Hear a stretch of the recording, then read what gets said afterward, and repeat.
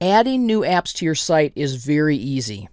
The more difficult part is deciding which apps you will need, which apps your team will actually use, because you want to make sure that your site and the apps that are in it are relentlessly useful to your team.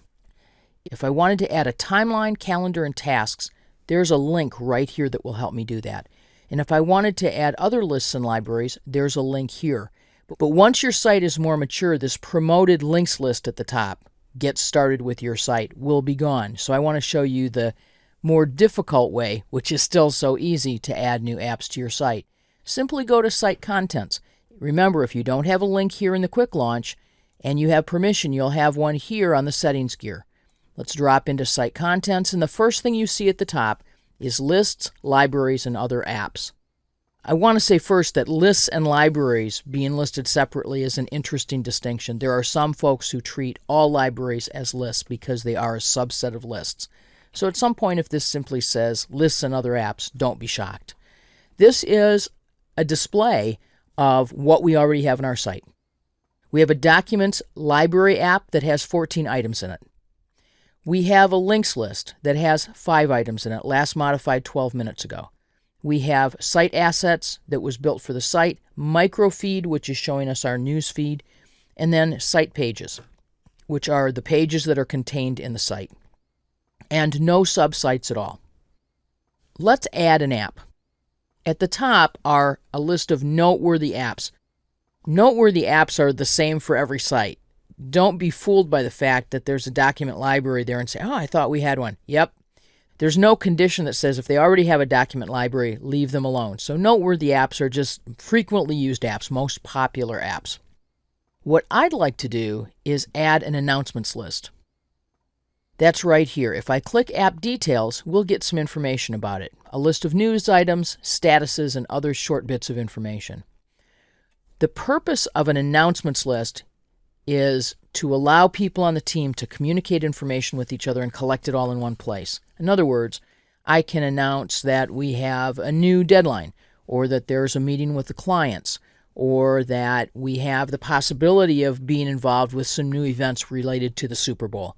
And rather than email all of those to the individual members of my team, I can simply add them to the announcements list.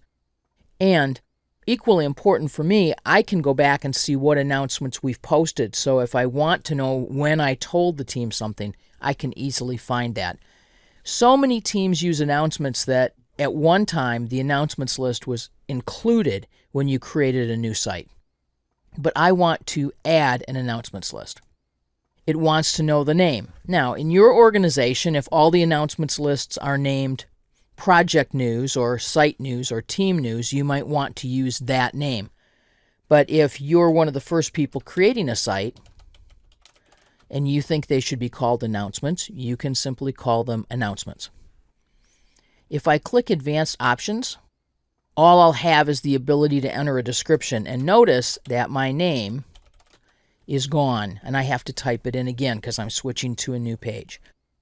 Whenever you create a new anything in SharePoint, when you create a new app, when you create a new site, if you're not given the ability to enter a URL, know that the name that you provide is going to be the URL. So for example, if I wanted to call this Team News, I would be embedding a space in my URL, team space news.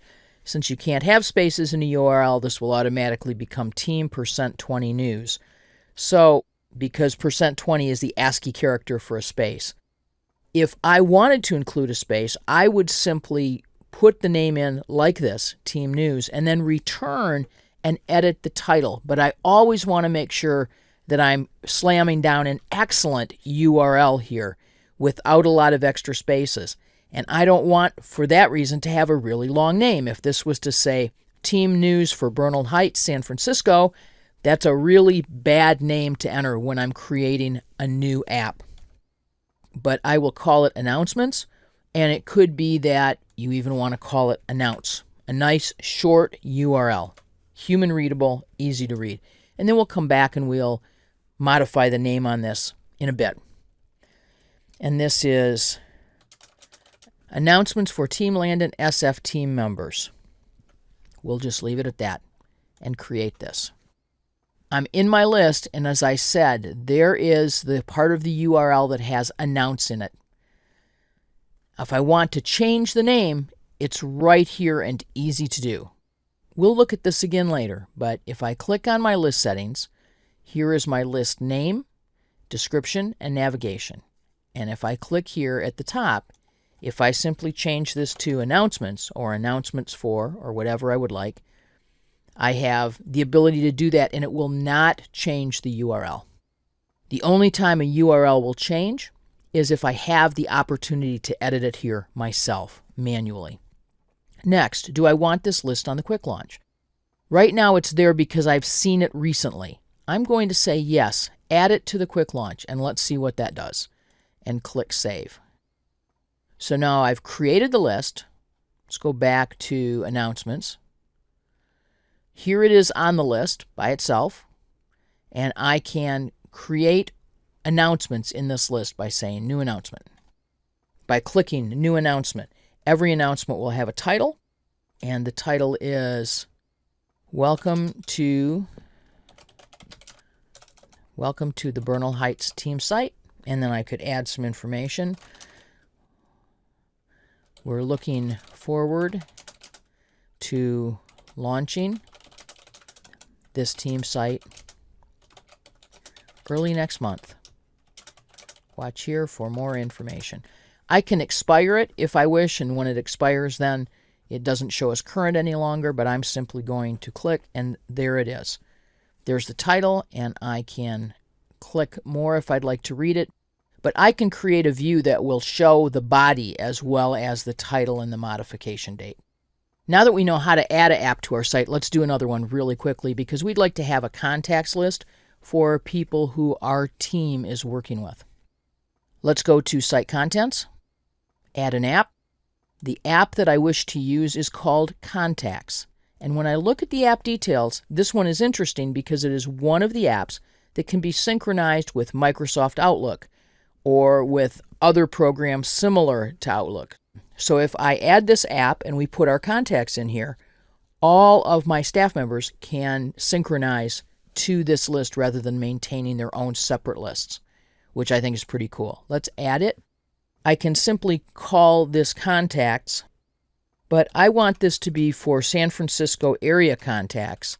So I'm going to say SF contacts, just like that for now, and create it.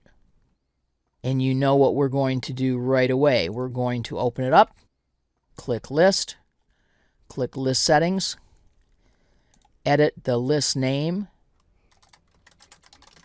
and this is going to be Business Contacts from the Bernal Heights Landon Hotel area. Display this on the quick launch. For now, yes, you can always come edit this later. Click Save. It took us about 90 seconds to create this app that will synchronize with Microsoft Outlook. To add new apps, Site Contents, look at the apps you already have, choose to add a new one.